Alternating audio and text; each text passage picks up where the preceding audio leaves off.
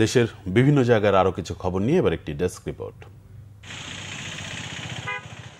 দুর্যোগ ও ত্রাণ উপদেষ্টা ফারুকী আজম বলেছেন, সরকারের উন্নয়ন প্রকল্পগুলো যেন জনগণের প্রকৃত উপকারে আসে তা নিশ্চিত করতে হবে। সকালে খুলনার ডুমুরিয়া উপজেলার ঘূর্ণিঝড় আশ্রয় প্রকল্প পরিদর্শন শেষে তিনি একথা বলেন।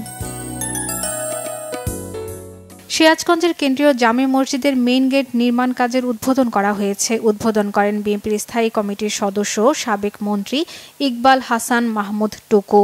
তিনি এই মসজিদের প্রধান উপদেষ্টা হিসেবে দায়িত্ব পালন করছেন। মুন্সিগঞ্জের শ্রীনগরের ছনবাড়ি বাসস্ট্যান্ড এলাকায় বিএনপির ৩১ দফা বাস্তবায়নে কর্মশালা ও শ্রমিক সমাবেশ হয়েছে। প্রধান অতিথি ছিলেন দলের স্বেচ্ছাসেবক বিষয়ক সম্পাদক মীর শরফত আলী সফু। পরে নেতাকর্মীদের সাথে নিয়ে দলের পক্ষে লিফলেট বিতরণ করেন তিনি। বিএনপির ৩১ দফা বাস্তবায়নে মুন্সিগঞ্জের সিরাজদি খানের ইছাপাড়ায় লিফলেট বিতরণ করেছে ঢাকা মহানগর দক্ষিণ বিএনপির যুগ্ম আহ্বায়ক মোহাম্মদ ফরহাদ হোসেন।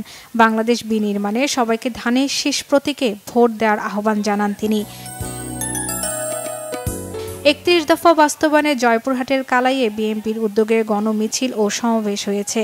এ সময় উপস্থিত ছিলেন সাবেক সচিব ও বিএনপির সদস্য আব্দুল বারী ও কালাই উপজেলা বিএনপির যুগ্ম আহ্বায়ক মওদুদ আলম সহ অন্যরা। খাগড়াছড়িতে ৩১ দফা বাস্তবায়নে লিফলেট বিতরণ করেছে বিএনপির নেতাকর্মীরা। খাগড়াছড়িতে ওয়াদুদ ভুঁইয়ার নেতৃত্বে এ কর্মসূচি পালন করা হয়। বাগেরহাটে নিহত বিএনপি নেতা ও সাংবাদিক এস.এম. হায়াত উদ্দিনের পরিবারের পাশে দাঁড়িয়েছে বিএনপি।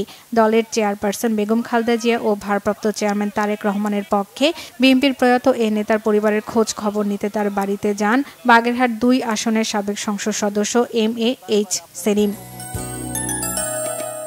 বাংলাদেশ জাতীয়তাবাদী ছাত্রদল কেন্দ্রীয় সংসদের সহ সভাপতি মোহাম্মদ হাফিজুল্লাহ হীরা সাংবাদিকদের সাথে মতবিনিময় সভা করেছেন।